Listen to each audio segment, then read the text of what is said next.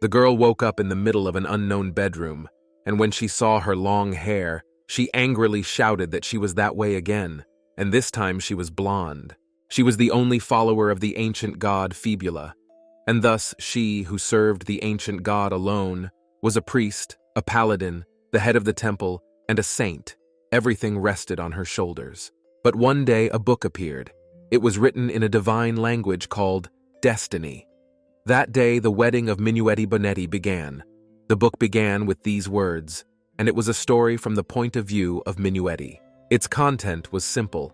The heroine's husband had destroyed the world. Everything was fine until she started reading the last chapter. The book turned out to be an offering dedicated to the ancient god Fibula. And once she understood everything, she was charged with the obligation to rehabilitate the thief. And the first person she possessed was a girl who was the bride of a thief who would destroy the whole world in the future.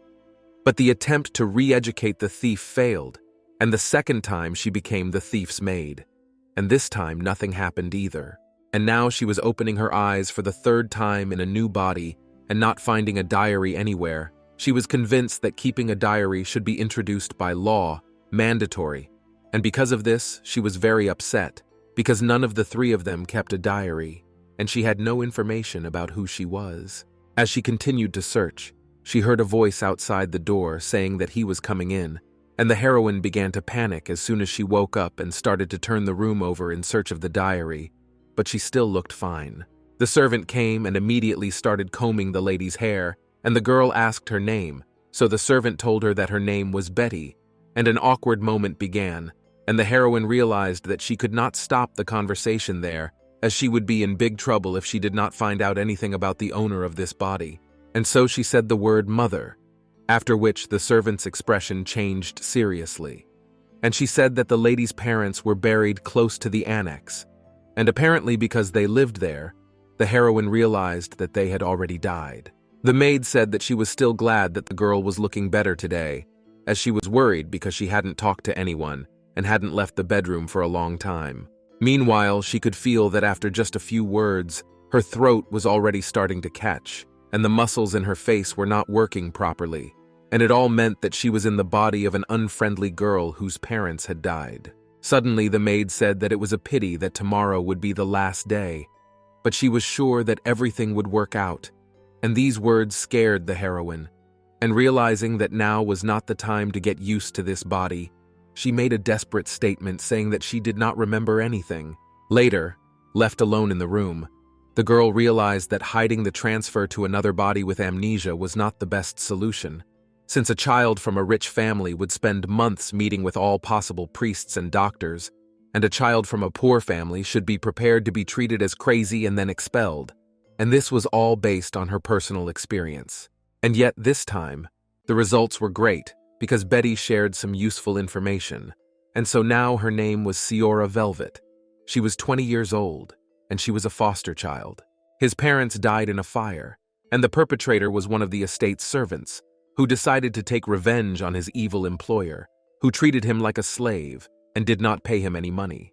And this meant that the owner of this body died with them, because she could not enter a living body, but more importantly, all her property burned down in the fire, and now she had not a penny. Now she was at the residence of the Count, Ciora's uncle, who took care of the bodies and the funeral, summarizing the information she had received.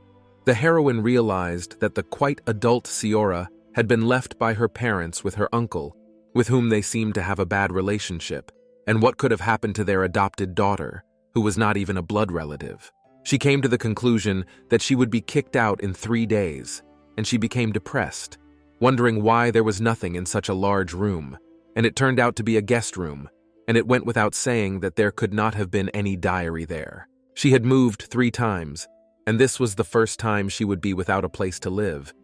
And so she started looking for options, asking the servant if she was engaged to someone, or at least if she was hired as a maid in the duchy or something like that.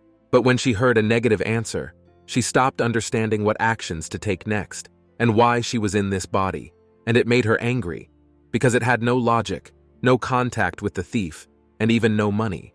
However, in a moment, she had an idea where she could get the money, and so she went to the bank, where she was solemnly informed that no accounts had been opened in her name. The upset girl went back, thinking about it. She remembered for sure that her predecessors had said that this bank had property belonging to the order. The girl memorized the name and password to the hilt, but it turned out that there was nothing there. But then they didn't need that money, as she could afford to buy several locks, which meant that her predecessors had deceived her. The next day, she was lying in her room, summing up the results. The heroine could not find the money, and so she lost this day. And this meant that she had only 2 days left before she was kicked out, and she should have at least asked to be recommended at least as a maid. The Count should have had enough connections to do that. Her nice mother and the Count had a bad relationship, and suddenly a door opened in front of her, and a young man appeared, and the heroine immediately became infatuated with his beauty and beautiful voice. He assured her that her father had called her to dinner. He was inviting her to eat for the last time. And when she got there, she immediately felt something strange. The atmosphere was not at all cozy. The heroine noticed that they didn't even look at each other, and also all the members of this family had incredible looks. But the energy she had been feeling recently was like a sacred force, but still closer to nature, were these all spirits she had seen only in the records. Suddenly, the father said that he could not postpone this decision any longer, and therefore, addressing Minuetti, he said that he had no choice but to agree to this wedding, and at that moment his son jumped up, objecting to his father. He said that everyone knew what kind of person the Duke was, and his father confirmed it, and therefore he could not refuse, because he knew how he would take revenge. The girl was listening to all this, and she had already thought that in this rebirth she had no contact with the thief, but it was the wedding day of Minuetti Bonetti, and she could not have imagined that this would be the house of the main character. The book's introduction was about to begin, and the girl was worried about the reason why she had suddenly transformed into a girl close to the main character, while the boy was accusing his father of making Bonetti the Duke's toy because of his misdeeds, and that it was better to destroy the family than to give her away completely. The bride herself began to calm him down, assuring him that he was making too much noise, calling him by his first name. But he objected to her, claiming that he could not remain silent, since it was not just anyone's wedding, but his sister's and the Duke's. But she had already resigned herself to this, saying that they had no choice, and there was no other Bonetti who could come out instead.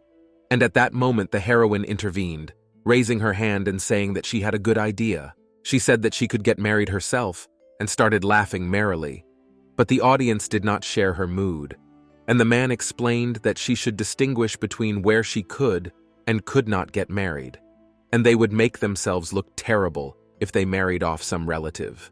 In this case, the girl offered to adopt her because everything would be resolved if she had the Bonetti surname, and she also assured him that she had always wanted to call him her father. The heroine was sitting in her room, wondering what could have gone wrong in her perfect plan, when she heard a voice asking what she was doing. She got up and saw Minuetti in front of her, and she was very surprised, as she had seen the thief many times before. But this was the first time she had seen the main character. It wasn't long before the events of that book began, and so the main character said she wanted to hear the reason why she, who had locked herself in her room, suddenly started behaving like that, and she heard the answer that it was trite and simple. She didn't want to get married and had nowhere else to go. And so for an aristocrat like her, with no money and no connections, any place can seem like paradise. Minuetti instantly grew gloomy and said that the girl annoyed her. Ever since the funeral, she was silent with a blank expression, and so she looked like some kind of doll. And so she had a person assigned to her. Betty, she was her person. And now she knew that Ciora, during the day, went to the bank, although she had lost her memory. But still she could sleep peacefully, because through the guards, she could not hear what the heroine was talking about there. She also found out about the girl's past, but found nothing there. So she decided to ask again, namely, what she wanted.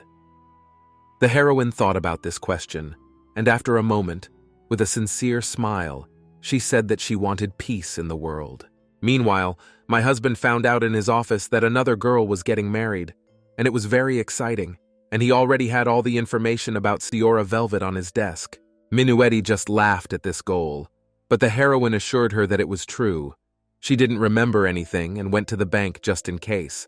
But there was no money there, after which the heroine came closer and grabbed her by the shoulders, claiming that she needed her, as she needed Bonetti to marry instead of her. Hearing this, Minuetti cringed, but accepted it, and handed her a ticket to a puppet theater performance, saying that the Duke had said that the girl who agreed to the wedding should come there, and so she needed to convince him so that the family would not be caught. The heroine arrived at the balcony in the theater where their meeting was to take place, but she was alone there. The man had not yet arrived, and the host meanwhile asked to take their seats as the performance was about to start, and the girl began to recall her past meetings with him in different bodies, and she was very curious what the image of the thief would be like that she would meet now as Siora. The performance had already begun, but he was still missing, and the girl was beginning to worry about it, because when invitations are sent, they usually come in advance. Suddenly, behind her, she heard a voice claiming that he was already here, and he greeted the heroine, calling her the false countess, and asking if she had come here to meet him. The embarrassed girl looked at him, and all the past meetings flew before her eyes, and so she quietly said only the word, Cruello. She recognized him, the thief she could see for decades. He claimed that it was the first time they had seen each other, but she had already called him by his name so openly, and the heroine apologized, saying that she had just heard his name a lot, so she couldn't resist. There was a moment of silence, and the man interrupted her by assuring her that he could hear her heart beating loudly, suggesting that it was because of trepidation, and saying that he was also worried about it. And the girl was absorbed in thoughts about this meeting. She knew who she was going to meet, but she still felt uneasy in her heart. Perhaps this is how people who met the person they parted ways with on the battlefield felt. The man assured me that the fact that he would have another bride was also a big surprise for him, but he was not at all disappointed, as he gets along well with blondes. After that, he offered to talk if she didn't want to watch the performance, assuming that she had something to say, and then showed her a strange thing in which the heroine immediately recognized a magical artifact. And the man assured her that if they spoke quietly, no one would know, as it had been used from the very beginning to keep the sound from reaching the area behind them. In this case, the heroine gathered her strength, realizing that she would have to speak complete nonsense, and asked what the Duke considered a family, since she believed that a family was united by a name. The Duke did not appreciate the question, so he became more serious and asked her to get to the point, assuring her that he wanted to marry her, and the girl was not confused and decided to introduce herself. After that, she began to provide personal information, saying that she was 20, her parents were... The man continued that her parents were a couple of the Count's relatives, and the heroine confirmed this, adding that her last name was not Bonetti, but if he agreed. The Duke interrupted her with a charming smile, assuming that the man had said he would adopt her, after which he asked if she married him, what Bonetti would give her in return: money, power, or perhaps a cauldron that could summon spirits. After finishing all this, the heroine told him that she would get it, and he pretended not to hear, and continued assuming that whatever it was, it must have been worth the deal if she agreed. It wasn't that he didn't like her. He had a condition in return, and if she fulfilled it, he would agree to change the bride. But when asked what condition he was talking about, he quietly said that he couldn't say yet. Since it was just a verbal agreement, there were no details to be known, and she knew that he could break it if he didn't like it. But she had no other choice, as Siora was in a miserable situation, so she agreed. The Duke was instantly amused, saying that it was beautiful, and at the same time calling her cute, confusing the girl, and she noticed that he had also changed since her past lives. Taking her hand, he said that he was a little sorry, because he wanted to show her something, namely a performance. So he asked her which doll she liked best, and she pointed to a doll of a girl with black hair, and he didn't even look there, pointing at the girl in the audience and assuring her that he liked this one, and the girl didn't understand what he meant at all, thinking it was some kind of high-level flirting, and thinking that the condition he was talking about was so that he could seduce other people. The Duke said that there was a servant of Count Bonetti, and he had with him Beatitude, a high-quality energy source, even better than magic stones, which is forbidden by the Empire and the Temple for double importation. It is very attractive for use for illegal purposes. And so he asked what they should do, reveal the evil deeds of her father, or would she like him to turn a blind eye to it? The heroine asked if he was going to say all this to Minuetti, and the Duke explained that it was fun, but it seemed to be fun only for him, and so he suggested skipping the boring part. Suddenly, the man took off his mask and climbed up on a stone ledge, and this attracted the attention of people below, and someone recognized him as Viscount Gensum, and he himself did not stop smiling. There was silence in the hall, and all eyes were on Herzog, and the guy downstairs suddenly took his bag and started running. Everything happened instantly. The man came down, took out his sword, and stabbed the fugitive, saying that he shouldn't have run away so suddenly, and he had to use his sword out of surprise. The elderly man who handed over the bag asked why Herzog was doing this to him, and he only assured him that they were all watching the play, and he dared to bring such an annoying thing and was going to give it to his neighbor. The man asked to give back what the Duke had taken, and suddenly received a blow to the stomach, which made him fall to his knees. And in a moment, the elderly man got up and pulled out a sword disguised as a cane, and before he could realize anything, he was already lying in a pool of his own blood. The heroine watched this from the balcony, noticing that he was not taught to wield a sword for this purpose, and now he has grown up exactly as he was described in Fate. Still standing over the wounded merchant, the Duke stated that Count Bonetti's servant was in such a bad shape, and the Count's daughter was just present and could see it all. The wounded man began to worry, and when he saw the heroine on the balcony, he called her by name, claiming that she was not the Countess. The groom asked if it was possible in their family to call their masters by name so unceremoniously. It was still up to him how he treated his hosts, but the Duke also had the right to not tolerate his bride being treated so rudely, and so his fate was already sealed. The man raised his sword up in the air and began to appeal to God, asking for forgiveness for this man blinded by love, and someone in the audience screamed, and then there was a blow. At the same moment, the Emperor's knights arrived at the theater, and the Duke began to laugh out loud, claiming that he was joking. The wounded merchant looked up and saw a sword stuck in the ground a few centimeters from his head. The Duke said that they were in a theater, so he also wanted to play a role, and the Emperor himself would execute him, after which he stood in the center of the stage and proclaimed that it was all in the name of the great Emperor. Knowledge accumulated, money accumulated, and history continued. But for some reason, the power gathered and disappeared in a short time of human life. In ancient times, someone thought that if you gathered power bit by bit, over many years, you could reach God. That's how this power Morian appeared. The magic of people with a limited lifespan gathered and became gigantic. Then some impurities were mixed in, and the power became contaminated. There was no one who could handle it. Someone again thought that it would be worth creating a container to house Morian. They found people compatible with the power and combined them, and as a result of many years of attempts, a suitable person was finally born. The child who was born was named Cruello, and then the world was destroyed. The heroine tried for many years to change this ending, but everything ended the same way as it was written in fate. When she returned home, she realized that there was no point in her suffering, as there were 3 problems. The first was the contaminated power of Morian. The second was the group of people who made it, the White Desert Society, and the third was Cruello himself, who could use Morian. And in order to stop the destruction of the world, it is necessary to get rid of these 3 things. Otherwise, at any moment, everything could happen again. In her past lives, she had already searched for Morian, but did not find him.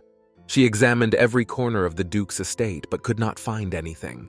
Now she suspected that Morian was not in the Duke's mansion in the capital, but in the Duchy of White Desert, and therefore she needed to marry him in order to search the duchy without suspicion. Subsequently, the heroine decided to visit Minuetti, saying that the Emperor's knights had just taken her father away, and so she was curious about what happened in the theater. And the girl said that people were saying that the Count's servant had brought contraband, and decided to make a deal right there.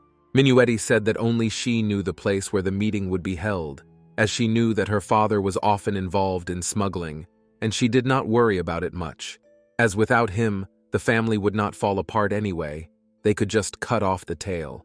But now she was worried about something much more important than that, namely whether the Duke had allowed her to change her fiancé, and the heroine, realizing that he had already called her darling, proudly declared that she was glad to meet her older sister.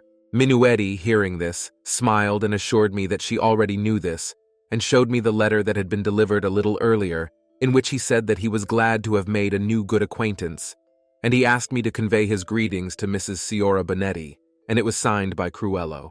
The heroine asked why she was not angry at this situation. After all, he had called her to the theater and also reported her father, but she only assured him that it was better that way than to give their family into the paws of that dog. After that, she sat down on Heroine's bed, smiling sweetly, and said that since her father was now in the palace, it would be easier to file the adoption papers. The heroine noticed that she had become much kinder, and she herself said that she could not treat a family member as a stranger, and so she congratulated her on joining the Bonetti family. Starting tomorrow, there will be training, as she is now the second daughter of the Count, and therefore a good person will be sent to her. These words shocked the girl in the back of her mind. She was repulsed by the word education, perhaps because all the education she had received before was forced, and so when she was a little girl, she met the teacher with tension. The next day, all the teachers were very shocked that the heroine knew everything perfectly, all the details of each field of knowledge. She was well versed in literature, the culture of aristocrats, and even her manners. She knew all this information, and it was hard to forget. The older sister stated that Heroina had the highest marks in all subjects: history, politics, culture, society. But there was something wrong with her dancing. It was very different. Heroina pretended that she could not be perfect in everything. It would be unbecoming of others. But in her mind, she realized that either Siora had poor physical fitness, or it was because she had recently moved into this body. But still, she could not control this body perfectly. The sister asked where she studied, and the girl replied that she learned everything as a child, and she just has a good memory, although she learned it when she was a girl, and Minueti reminded her that the heroine seems to have lost her memory. Still, she resigned herself to this, withdrew from all her core classes, and asked not to tell anyone that she had lost her memory, as mental illness is a disadvantage to one's reputation. Even the Count should not have known, because then the agreement they had worked so hard to achieve could turn into mere paper, and her father would not take any chances, and she had ordered Betty to keep quiet, so the girl just had to be careful. The protagonist realized that her fiancé was also unaware of her memory loss, so she asked her sister, since she had previously collected data about her, if she had used Bonetti's internal information organization. She objected, arguing that only the head of the family could use it, but she had contacted the Information Guild, and the word was embedded in the heroine's memory the first time she was in the body of a child. The second time she was a poor maid, and therefore could not use it. But now it is a different story, and so she told her sister that she needed to restore her memories. Minueti reminded her that she had said earlier that they hadn't found anything, but the heroine assured her that maybe if she heard everything herself, something might change, and she would remember something. And in that case, she needed money. Meanwhile, an elderly man, the chief elder of the White Desert family, was addressing Cruello, saying that he was losing his dignity. He could not understand why the community had advised Countess Bonetti, and now he was suddenly changing his bride. The younger man assured him that it made no difference, as she was the same Bonetti, but the elder only laughed at this statement, as she was just the Count's adopted niece, not even related to him in any way, and she could not compare to his heiress. In a moment, his expression changed, and he realized that they had put a lot of effort into creating a candidate with the perfect background, and they could not add any impurities.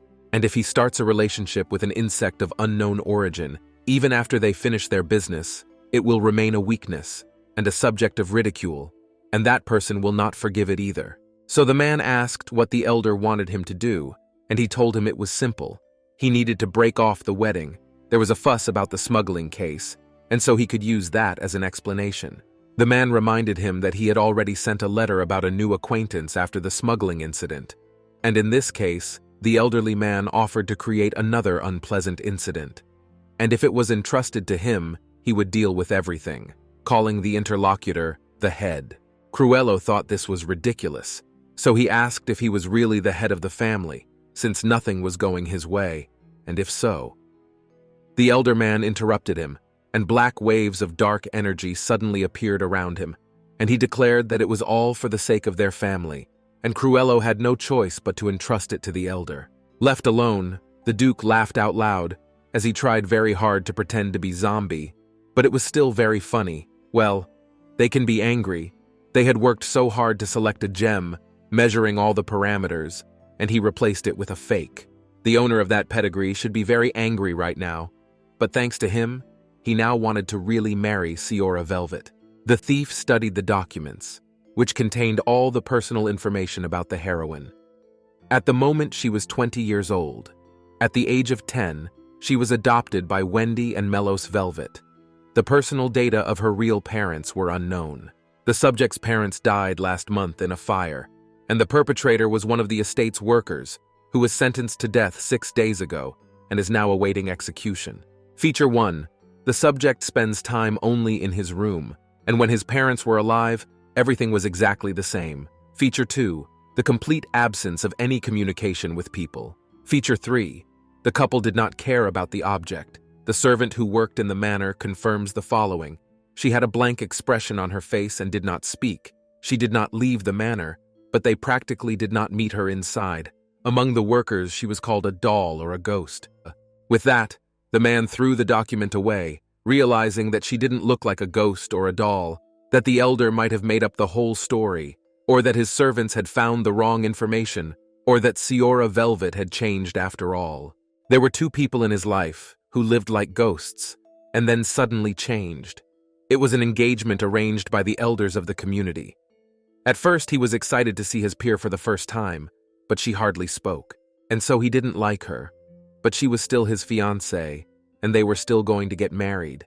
And he was happy when he was told that for some reason they wouldn't be able to see each other for a while. But the day came when he had to see her again. Going to the meeting, the boy was convinced that she would be silent again, and so he would have to talk to the wall. But still, she became strange. She behaved as if she was seeing him for the first time, and her attitude was very different from the past. She kept talking all the time, not letting him say a word, and so he decided that she was not who she said she was, as he had read about doppelgangers who could completely absorb a person and copy their appearance. The book advised that you should ask a person who they are, and then they will definitely reveal themselves. And so he asked her directly who she was, because she was not someone he knew, and she had never spoken more than 3 times in a room before. Then the girl ran away without giving any answer, and the boy was happy because he thought he had destroyed the monster. But he was wrong, and it turned out that the monster was not destroyed, and later she came back again.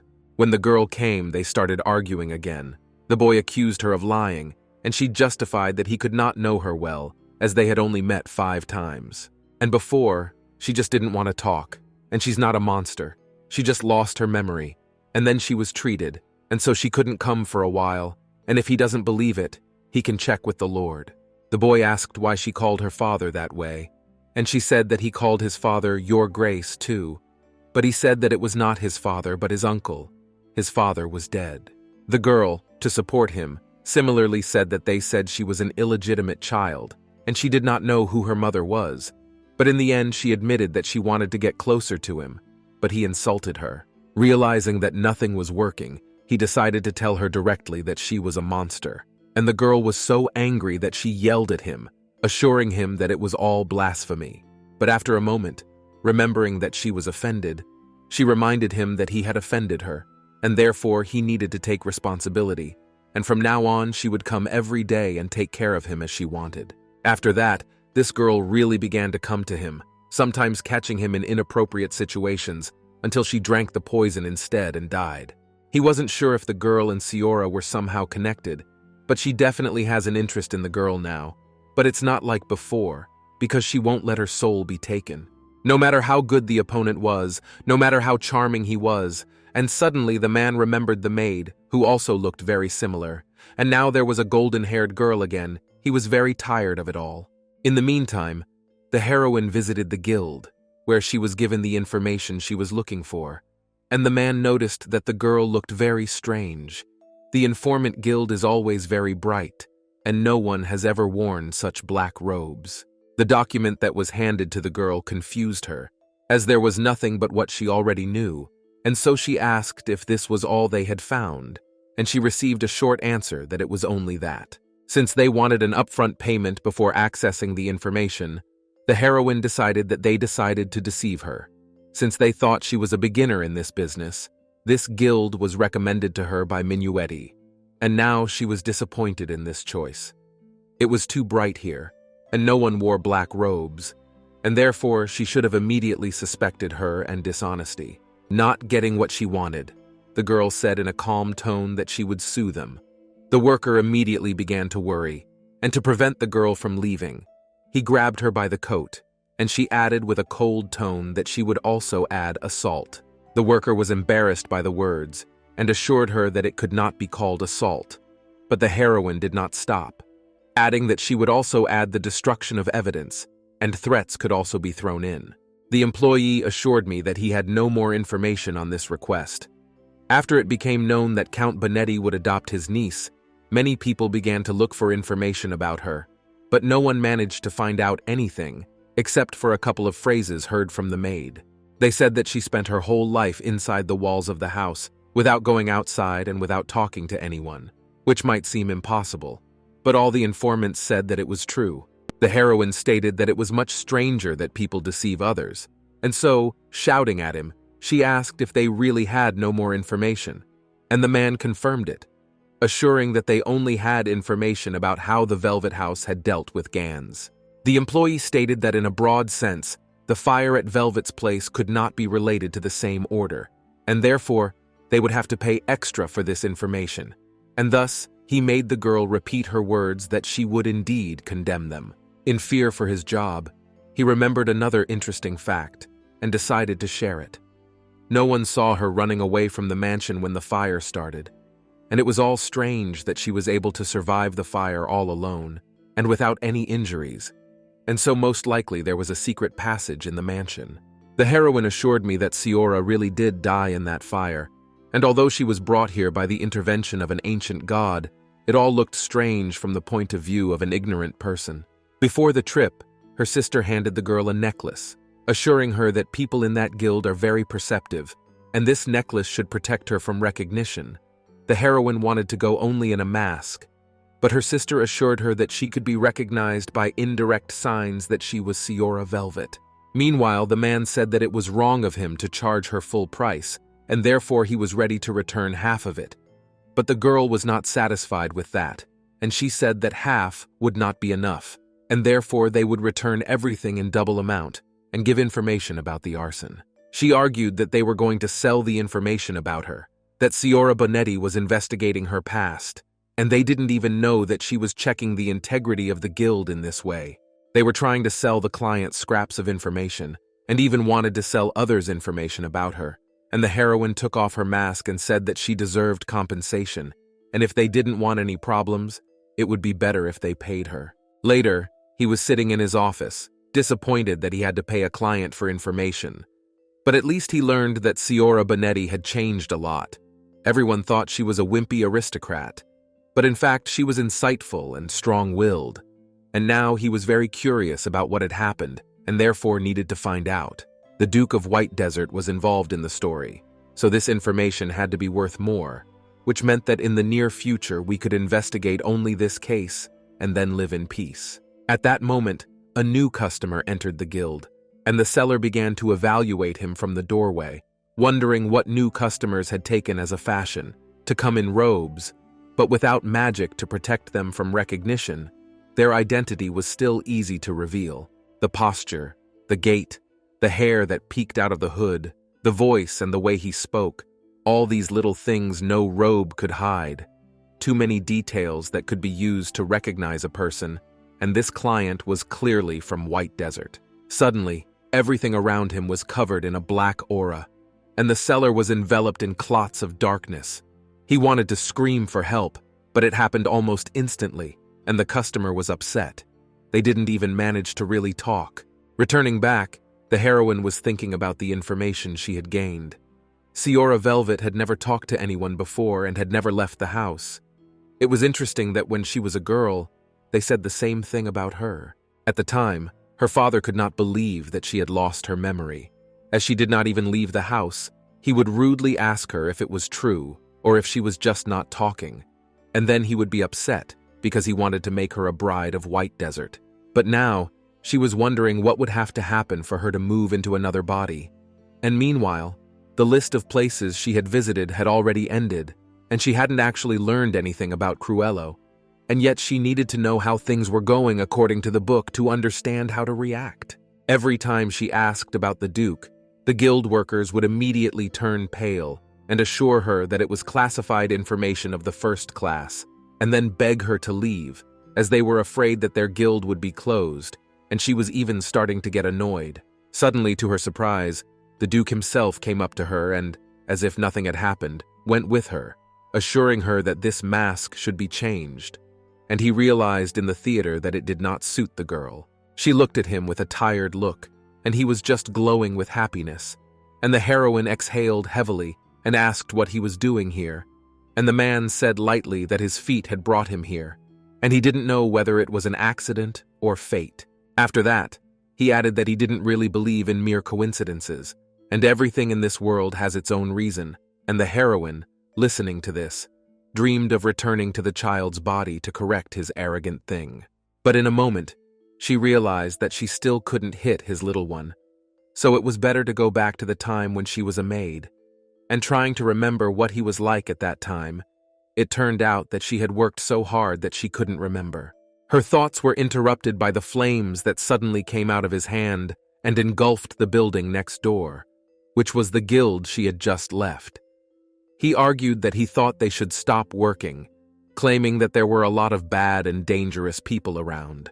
Seeing that the fire had started a panic around him, he decided that enough was enough, and with a snap of his fingers, all the fire was gone, and silence fell, in which the girl realized that he had found out that she was looking for information about him, and now she was annoyed, since she hadn't found anything yet. Suddenly, his voice became more serious, and the Duke asked why they had come to the Street of Guilds, and the girl, trying to change the subject, asked him why he was here, whether it was time to discuss the terms of their wedding, and the man assured her that it was too early for that.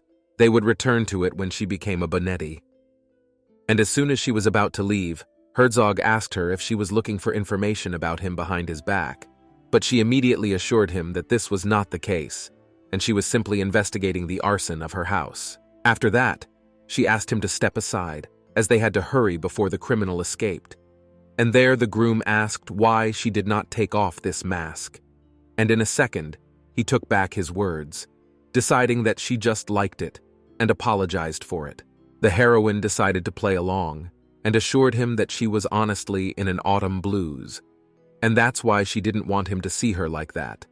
But the Duke, as if he hadn't heard anything, said he was very surprised to learn that she was looking for information about him. The girl was annoyed and said in a high-pitched voice that it was not true, and he did not even have any evidence. The man thought for a second and then offered to bring the man from the house he had just set on fire. The bride had no choice but to improvise, and so she admitted that it was true. And now she can be considered strange, because she wanted to marry him so badly that she started looking for clues about what he liked, but found nothing. So in fact, the result is the same as if she hadn't looked for anything. The Duke curtly confirmed that it was the same thing, and he was glad that they could read each other's minds, because in fact, he also wanted to get to know the girl better. And so he started a little investigation as well, although he didn't find anything special himself. The heroine summarized that she was not told anything about him, and he was told everything about her, but the groom assured her that she unfortunately went to some obviously weak guilds, because there is an incredible amount of information about him. The heroine was pleased with this, and at that moment, she put her mask on the groom, assuming that it meant that he knew several guilds worthy of informants, and he confirmed it. And she was glad that he already knew where to go, so if they had already agreed that it was okay to be interested in each other, they could continue. The girl went ahead, calling him to go with her, on a date.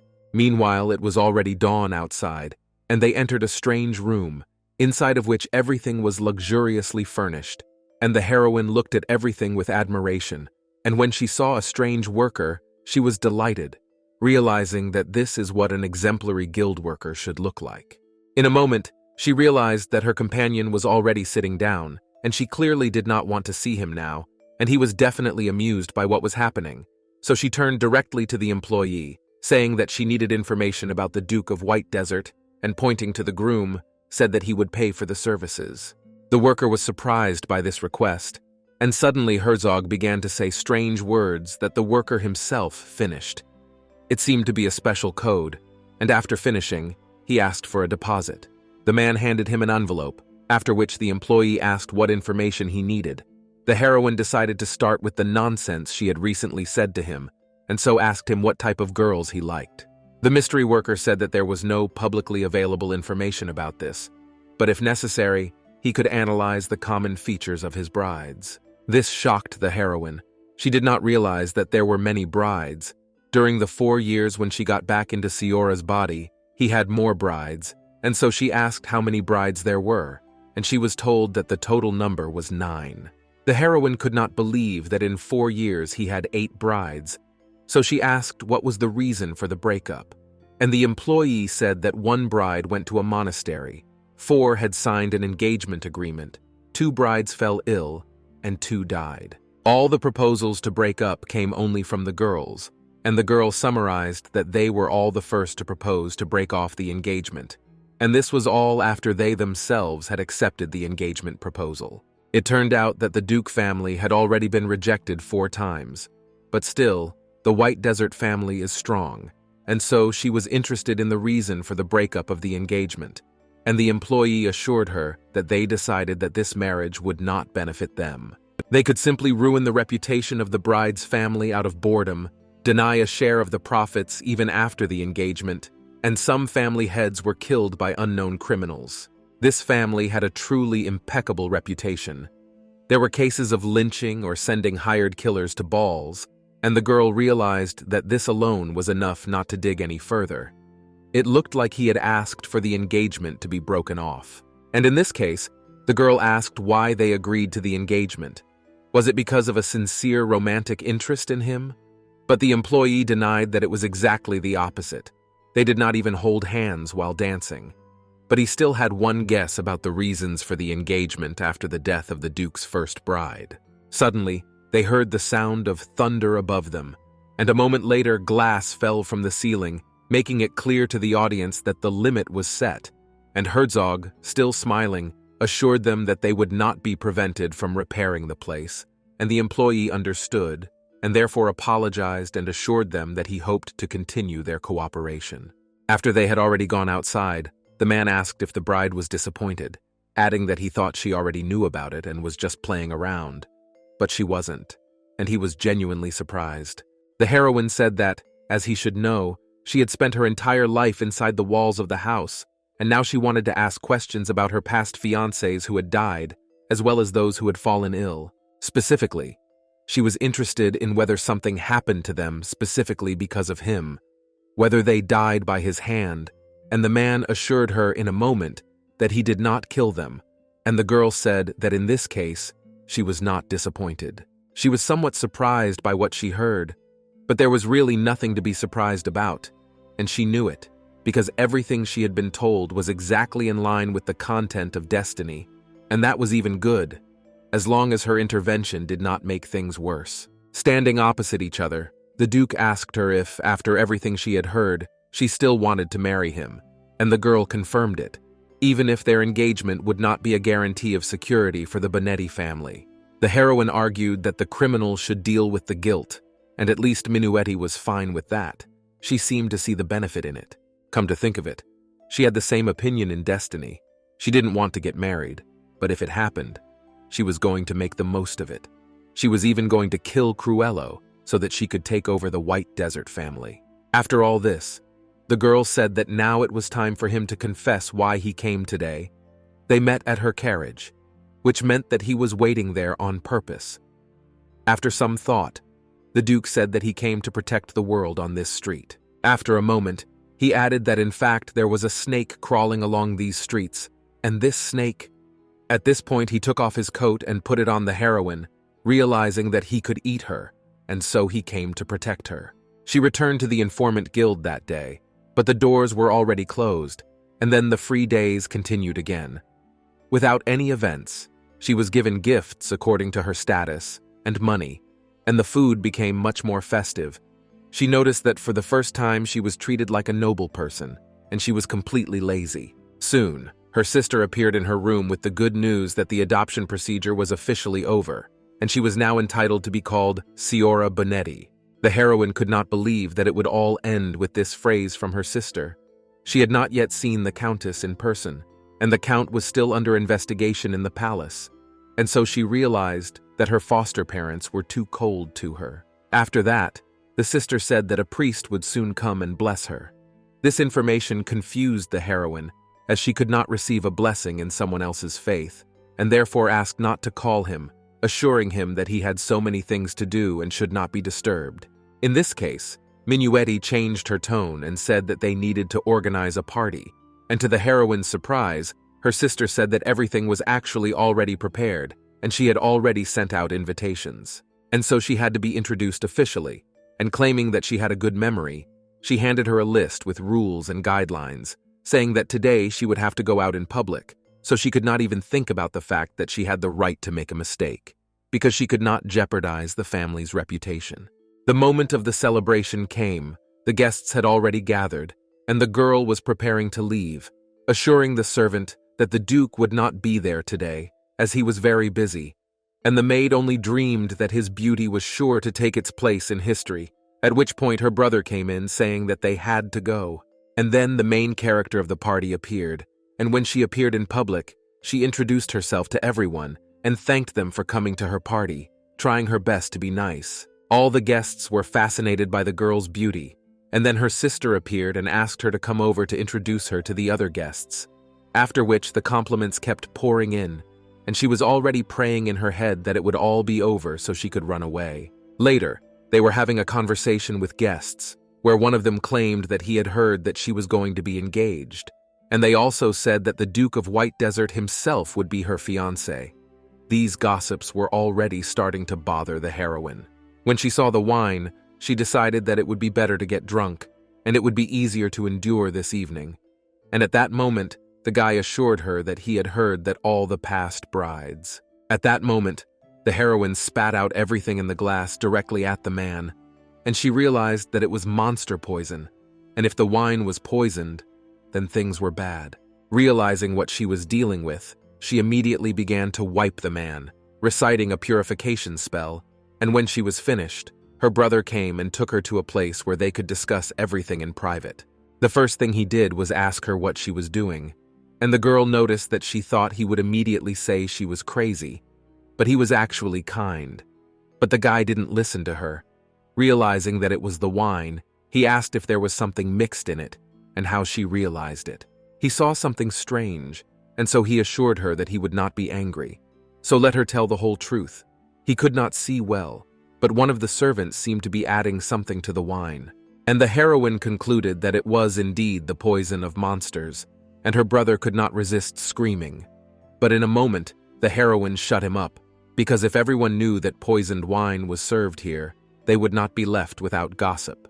Perhaps this wine was served only to the heroine, but the brother did not know this. He tried to follow that servant but missed it, which meant that in the worst case, all the guests present could suffer. The girl had to activate another spell, Enhanced Senses, and so she noticed that almost all the wine that the guests had was now poisoned, and so she said that she had to take it away immediately. And so they began to take wine from people, under various pretexts. And the heroine also tried to cleanse those people who had already drunk poison whenever possible. And her brother was not far behind, and also tried to take it away or change it for normal wine. And then, she heard an unusually angry voice. Minuetti asked her what she was doing and if she was trying to spoil the banquet, and without giving her any explanation, a woman fell down behind them. Panic began around. The heroine asked her sister to go get the priest, and she went to the victim. She looked at the lying aristocrat and saw that the poison had already spread through her body, and if she moved, the poison would spread throughout her body. But if you do nothing and wait for a priest, it may be too late. People who did not lose consciousness could still be treated without their knowledge, but now they were already in the spotlight. The heroine did not know what she should do in this situation, and in a moment she noticed that the victim started crying, so she began to calm her down, assuring her that everything would be fine and she would not die today. At that moment, she saw her brother in the crowd and ordered him to immediately bring a package that looked like a baking bag. Everyone around her started whispering, and at that moment, her brother brought the right package, and the girl hoped that it would suit everyone if she said that the victim had just had a panic attack. Everything went well, and soon the woman got up as if nothing had happened. Everyone around her began to admire Lady Bonetti's knowledge of medicine, while she herself was sitting tired in a chair. It was the weakest body she had ever been in, so it was twice as hard for her, and it was probably a sign that it was time to go in for sports, at which point her brother came over and took her with him. They went out to the balcony, where the guy asked them to just sit quietly and watch, and he was right.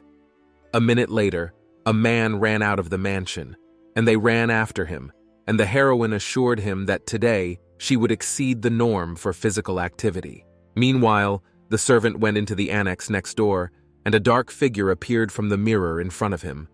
Earlier, this figure had seduced the servant, assuring him that the new daughter of the Bonetti family was incredibly disgusting. And so he offered to spoil the party by handing him a vial of poison and promised that all his efforts would be paid for. Now, the servant accused the figure of telling him that it was a strong laxative, but he was immediately silenced and asked how many people had died there, but their number was no longer important. Now, he needed to know if anyone was following him. The guy became nervous, claiming that he did not understand what he was talking about, since he had been handed a brooch with protection against recognition, and at that moment, the dark figure began to laugh out loud. The figure asked if the servant really thought that the brooch was real, and in that case, advised him to check his head, as it seemed to lack a brain, realizing that he could have been followed all this time. The servant panicked, and at that moment, the heroine and her brother appeared behind him, and she said in a calm voice that they had something to talk about. A little later, the servant, already beaten, claimed in the manner that it was not fair, and he did not know the whole truth. He had no idea that it was a deadly poison, but no one cared, and Minuetti ordered to deal with him. After that, she turned to the heroine, apologizing for the fact that her holiday had almost turned into a nightmare, and then asked how she had found out about it. The girl pretended not to understand what she was talking about, and her sister said that she saw her and her brother running around the hall like crazy, which could only mean that they had found out about the poison. The girl decided not to act like a fool, so she assured her that the body moved on its own, and perhaps it was the knowledge she had before.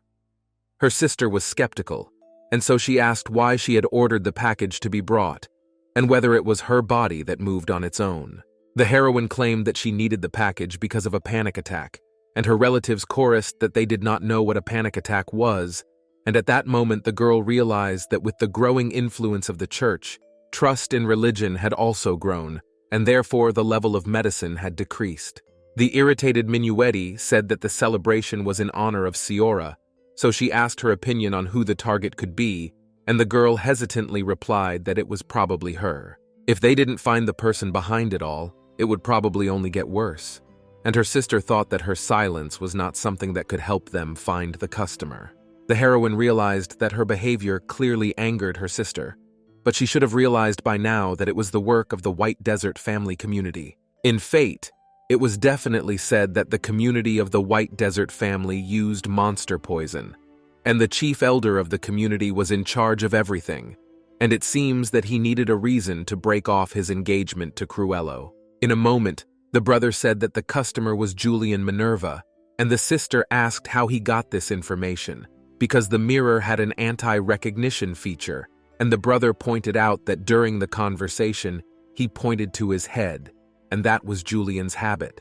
They began to argue that this was bad evidence in itself, and the heroine intervened, asking who Julian was, and the brother, with a sad face, said that they had studied together. At that moment, the maid came up to them, and the girl was glad to see her, as it was necessary to dispel this atmosphere somehow, and she announced, to everyone's surprise, that the Duke of White Desert had come.